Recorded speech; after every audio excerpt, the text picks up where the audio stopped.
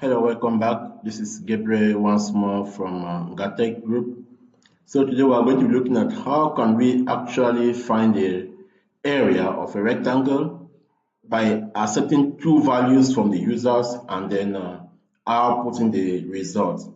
Okay, so I'll quickly write down the code here so that to make the video a bit shorter. So in this our case, we have all the values have been declared with a data type of floating point.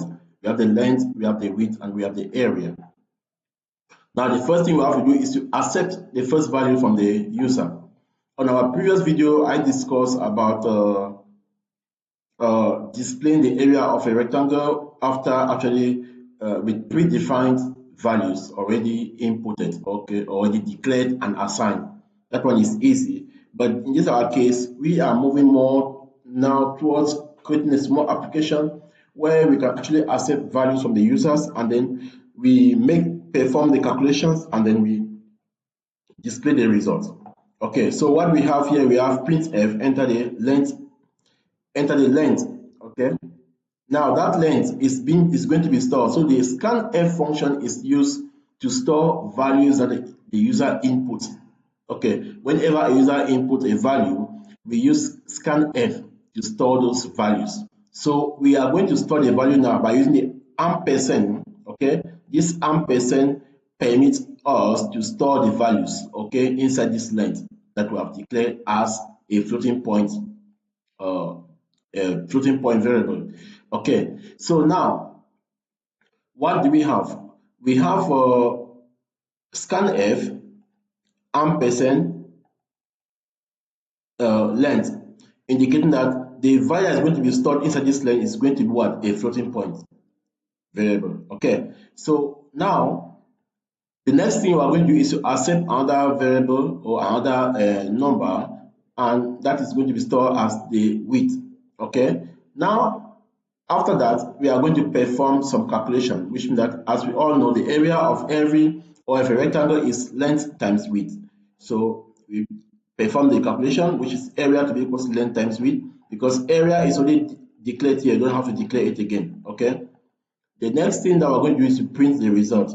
Now 0.2 here means that we are going to display two decimal points. Okay, we can put it 3 if you want. Let's try this one, and then the return, which is the return the end of the function main. Okay, let us run and see our result. So enter the length, we put the length to be 6, and then we'll press enter. Enter the width, we put the width to be 5, and then we'll press enter. Our value is going to be 30.00. Okay, so enter the width too as well. Okay, now if we want this to be, if we remove this and then we just simply put that, let's see what is going to happen. We run it again and then we say enter length 5, width be 8, and then our value is, so we have, by default we are having about 5 or 6 decimal places. Okay, so that is how it is being run, and how you can find the rectangle of the area of a rectangle by asking values from the users. Let us run another one by displaying, for example, 5 and then enter. We enter the width to be 8.555555. Okay, let's see the result. You see, by default it's still going to give us 6. Okay, but now if is that we mention 0.2 here, means that at the end of every, that is 0.2. Okay, that is,